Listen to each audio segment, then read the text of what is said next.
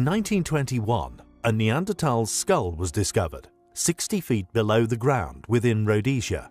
Upon examination, it has since been realized that the skull has been pierced by a high-velocity projectile, such as a bullet, to the left temple.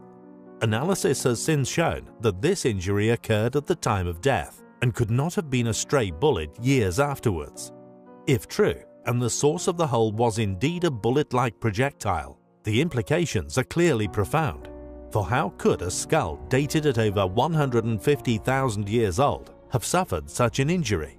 Modern academia states that these remains must be impossible. Yet, according to author René Norbergen, a German forensic authority from Berlin, quote, "The cranial damage to Rhodesian man's skull could not have been caused by anything but a bullet." End quote.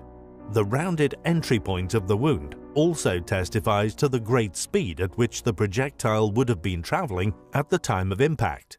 However, if the find remained unique, it would have been easy for certain fields of study to disregard its existence as a mere freak of nature, a result of pure coincidence.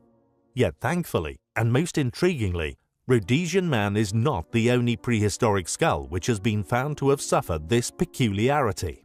A few thousand miles away, along the Lena River in Russia, a skull belonging to an auroch was later found, an extinct species of wild cattle that lived from 2 million to 4,000 years ago. And just like the Kabwe skull, aka Rhodesian man, the hole in the auroch skull is missing radial cracks, evidence that would have been left by a spear, arrow, or any other low-speed projectiles. Just how did these two beings meet their fate?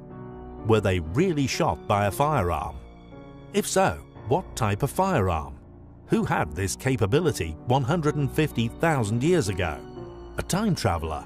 Or perhaps a hidden history here upon our planet? What do you think? Thanks for watching, and stay tuned for more. When someone mentions the word Jurassic, visualizations of enormous creatures surrounded by man-eating plants will soon follow. And this is for good reason, because during the era of the dinosaurs, enormous creatures could only survive with equally enormous food sources. Within the Black Hills of Dakota, petrified remains of these once enormous organisms can still be found. Presumably, they can also be discovered in many other parts of the world. Yet within the Black Hills, it seems the prehistoric remains have avoided the deluge of sediment which has been experienced elsewhere, subsequently burying the evidence under several meters of earth. Petrified enormous trees that, when alive, would have soared into the air, matching in height many of today's modern skyscrapers. Opened to the public in 1929, an entire island, 50 by 100 miles in size, covered with the perfectly preserved petrified remains of a once gigantic forest. Trees of incredible and seemingly impossible sizes, destroyed by a cataclysm which made them collapse in unison. Now recognized as one of the largest outcroppings of fossilized petrified wood anywhere on the surface of the Earth, it is a rare natural insight into the enormity of Earth's ancient wildlife.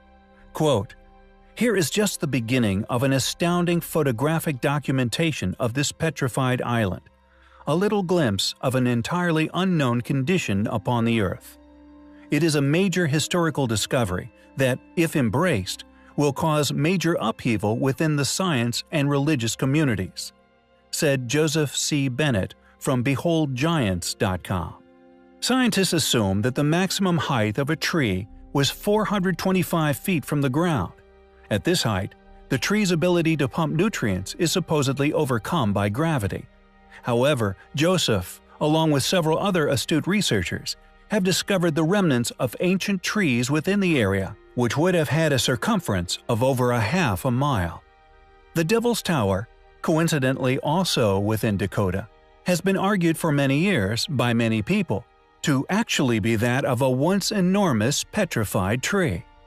The formation of its rocky surface does indeed appear to be reminiscent of tree bark, yet many will argue against such a premise, or indeed the possibility, based on traditional rather than more modern and controversial understandings of the past capabilities of plant and animal life. Thankfully, as more research is undertaken, and more become aware of these amazing places, the possibility becomes even more likely. Recently, an incredible story has been released by National Geographic. An enormous ancient metropolis found hidden beneath deep forest within Guatemala. Discovered using a combination of LiDAR mapping, drones, physical exploration, and other forms of radar. This lost city's disclosure, however, if given the publicity and understanding it deserves, brings with it some drastic, yet by some long-awaited realizations within academia, the archaeological community, the educational curriculum, and many authors and their so-called accurate literature. For this city's population has been estimated to have not just been thousands, but actually went far into the millions. A civilization, or rather, incredibly ancient and so far complex city, would have rivaled even the most heavily populated areas of Earth even to this day. Such incredible numbers of people at such a time within our ancient history, successfully co-inhabiting and surviving in such a space demands incredible complexity and technological ability. A drastic relook at our currently taught understandings of history is undoubtedly required. Amazingly, this pre-Columbian civilization, hidden for untold millennia beneath the dense rainforests of Guatemala, is estimated by some to have peaked a mere 1,200 years ago. Yet it is entirely possible, and much more likely, that this lost city is far older than this. An advanced, complex city landscape, which the most recent data suggests may have supported a population of up to 10 to 15 million people. This realized from new drone footage of the city, which spans an astonishing 2,100 square kilometers in size. The advanced infrastructure, which included advanced agricultural terracing, with elevated trade routes to prevent flooding in rainy seasons, not only has experts finally rethinking the dimensions and complexity of past empires, but it may be the linchpin needed in future realizations of a past civilization, a civilization which was far more enlightened than our current society. As such, upon their untimely demise, left little scars upon the earth, little evidence of their existence, apart from their sophisticated structures, as such a lost city is discovered. As predicted, modern technology will ultimately bring an end to this worldwide suppression of what should be free-flowing information regarding what once was seen as controversial, is now finally being seen as educational. And given that the newly announced Maya megapolis is the result of only the first phase of Pakunam's LiDAR initiative, there are likely to be many more revelations about the mysterious people who built this massive urban network. Clearly an amazing discovery, one which could quite possibly be pre-Diluvian. We will keep you posted. Thanks for watching, guys, and until next time, take care. On a number of occasions, we have covered the unexplainable remnants left by a civilization which once undoubtedly flourished here upon this planet. A true mysterious history. The most notable, and presumably the evidence which will remain upon our Earth for the longest, being the unimaginably enormous megalithic structures which rest in many areas of Earth. These structures built using stones so large, we cannot explain how they were moved. The quarry, known as Yangshan, is such an impressive example of this lost knowledge and/or technique for moving these stones. We felt it deserved an in-depth discussion. What is special about Yangshan is the fact that it was seemingly abandoned, quite possibly due to cataclysm. In the midst of actually cutting some of the largest stone megaliths ever found on Earth, revealing in all its glory just how these stones were indeed detached from the Earth's bedrock, a question which had also remained unanswered for many years. Yangshan also reveals invaluable clues to how they could have been moved. The star of the show, an enormous stele weighing 16,250 metric tons, disputed to have been cut during the reign of the Yongle Emperor, the third ruler of the Ming dynasty in China, reigning from 1402 to 1424.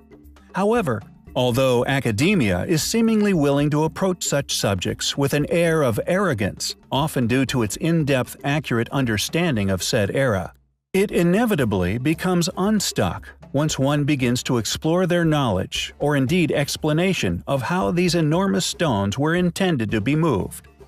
Academia's illogical explanation of the site is as follows. In 1405, the Yongle Emperor ordered the cutting of a giant statue in this quarry, for use in the Ming Xiaoling Mausoleum in dedication of his deceased father. 3 separate pieces were being cut: the rectangular base, the body, and the head. After most of the stone cutting work had been done, the architects conveniently realized that moving stones from the quarry to Ming Xiaoling and installing them there would not be physically possible. The body weighed 8,799 tons, and the steel's apparent head weighed 6,118 tons. According to, quote, experts, it would have stood 73 meters tall. A supposed legend attached to this possible fallacy has it that workers who failed to produce the daily quota of crushed rock of at least 33 sheng would be executed on the spot. But is this the real story of Yangshan Quarry? Or could there possibly be a more interesting history attached to this site, and indeed its accompanying stones? Within Baalbek, one of the countless examples found around the world, there are stones well over 1,000 tons in weight, which seem to have been effortlessly placed atop one another, using technologies or methods unexplained by these so-called experts. Is it really that unthinkable to believe that they could indeed once shift these enormous stones found in Yangshan? Not only move them, but lift them on top of one another? Fortunately, more and more people are beginning to look at this exact possibility. And with the mounting evidence in support of far greater antiquity surfacing every day, it is only a matter of time before these sites are truly revealed for what they actually once were. There is a growing number of evidence being correlated worldwide every day, increasingly adding the pressure upon modern historical paradigms, incredibly strong arguments for the chronology of man being vastly incorrect. Archaeological proofs that our history on this planet has not only been massively underestimated, but unfortunately, due to its doctrine for creation stimulating a large stream of wealth, individuals have become transfixed on this following's flow of financial backing, going to great lengths to protect these investments. This has resulted in a steadfast position by those in the upper echelons of historical, geological, even artistic academic circles. A seemingly immovable, so-called conclusion in regards to all developed, already printed, funded investigative current claims to all historical sites. Yet their ignorance to that which disproves said hypothesis, being their Achilles' heel. As all near smoking gun evidence to the contrary of their claims seemingly fear to be approached, we feel as they would lack the ability to disprove such data as accurate. With qualified persons in positions of trust, having their careers ruined for refusing to reject their own findings. The Bering Strait being one example, the migratory land bridge theory crucial to these funded, upheld theories' timelines, with man claimed to have entered Europe across it at a precise time in Earth's history, yet it now being a theory proven inaccurate in a number of areas, along with countless other examples exposing the true magnitude of this current historical deception. In our opinion, initially arising from the potential profit seen by some as a hybrid form of New World religious origin theory. It has, however, now gained a complete monopoly over the curriculum giving supposed definitive explanatory claimed factual information about relics one simply could confidently convey unless undertaking in deception, as if attempting to create an illusion of all-knowing. This attitude of all-knowing, add to this actively ignoring that which clearly contradicts said claims of ruins, and their historical account as a whole, proves beyond doubt they are partaking in a ruse. Yet I digress. For as initially mentioned, growing evidence worldwide is disproving currently mainstream held opinions, with our next subject of interest symbolically making academia fall on their own sword. Their own dating of these unexplained sites made before they were discovered elsewhere. Upon in-depth study, or indeed past knowledge of similar anomalies, one can link proof that sites on separate continents and hemispheres of each other are identical in form.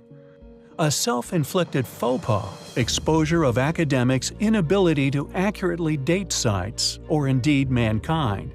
The keyhole graves, a mass of which has recently been found along an ancient road within Saudi Arabia. Yet amazingly, when we covered these graves before, it wasn't another continent these were found on, predating oceanic travel, but one identical in shape, possibly on Mars. Found throughout Asia and notoriously forbidden to be entered. Now, however, the Saudis seem keen to investigate so that their inhabitants may soon be exposed. Could this be a mass grave of ancient aliens, once buried in this unusual style, one we also believe could possibly be resting upon the Martian surface? We find such possibility hugely fascinating. We recently covered the enigmatic megalith known as the White Rock of Vilcabamba within Peru, showing how this rock was in fact abandoned midway through being harvested of blocks to be used in the nearby polygonal masonry, with many other sites, many still strewn with blocks cut with a natural-appearing face, but a right-angled interlocking body. Yet upon the white rock still remained other mysterious patterns, such as that of the 90-degree steps cut into the stone. We have identified this kind of stone cutting previously, such as at Machu Picchu, clearly used to help construct the polygonal walls themselves, but also at other, until now unexplained, unfinished stones, many found throughout Peru. Nalpa Iglesia, for example, found just outside the astonishing ancient ruins of Ollantaytambo, a mysterious megalith that many, including us, previously presumed was possibly some elaborate, deliberate carving, a throne, or possibly, like the false door meters away, an ancient portal of some form. However, when one approaches said rock with the same eye as that of the White Rock, one quickly finds matching stonework, finished and installed as that of the water fountain found within Ollantaytambo itself, thus further supporting our hypothesis of these types of stone cuts, and indeed step patterning found upon them is indicative of unfinished, abruptly abandoned stonework, many left unliberated or strewn among their ancient quarries. As with the many other discoveries made, once one begins to perceive unexplained artifacts of this nature in the correct way, they suddenly make sense, and the supportive evidence simply flows from the hidden into plain sight. How this, or possibly another, clearly advanced yet once Stone Age civilization made the cut marks into the solid pink Aswan granite found upon the unfinished obelisk among many other megalithic blocks found within the Aswan quarry within Egypt, however, is yet another mystery yet to be unraveled. But by identifying and distinguishing between what were enormous megalithic block quarries and what were those of the baffling polygonal blocks is, we believe, the correct path to take if one wishes to unravel the mystery of just how this lost civilization operated, what they were constructing, and hopefully explain who they were and indeed where we came from. It is a pursuit which we find highly compelling. We have in the past covered the remarkable legends, and in particular, the intriguing enormous tombs which cover the Mediterranean island of Sardinia. Long claimed as the resting places of some 800 or so ancient giants who once belonged to a now lost race of beings, it is undeniable that the scale of these inner chambers is of considerable size, most capable of housing remains of a size of 15 feet or more in height. There are, undeniably, many compelling pieces of written reports, and indeed photographic evidence of the discovery of ancient giant remains. Yet nearly all seemingly vanish into thin air, many shortly following the mention of the involvement of certain academic institutions, such as the claimed 3,000 or so remains claimed to have been excavated by Ralph Glidden on Santa Catalina Island, located within the Channel Islands during the early 20th century, all of which now lost. However, like the many ancient ooparts we share, there are that rare few which have fortunately made their way into the hands of private collectors or individuals lacking any agenda but that of revealing the truth of these objects' existence. And one such scenario involves that of a Luigi Muscus, a man who actually owns farmland on the island of Sardinia, upon which he claims to have found gigantic molars of a hominid appearance. In tandem with her appearance on the program Coast to Coast AM in the US, Paola Harris shared his extraordinary photos. After looking into the artifacts ourselves, we have indeed found an argument which will undoubtedly be used to dismiss the finds as that of ancient cave bear teeth, yet the root patterning and indeed crown of the molar, like that of the partial jaw also shared, seem to us to be more reminiscent of giant human skulls rather than the patterning of prehistoric bears. What's more, it must not be ignored that surrounding the claimed discovery site are indeed the aforementioned and gigantic ruins and the legends of individuals large enough to have once housed such teeth in their mouths, which all persist on the island to this day. What do you think? An ancient giant's molar and lower jaw? Or simply that of the remains of a prehistoric animal? It is a legend and indeed series of discoveries which we find highly compelling.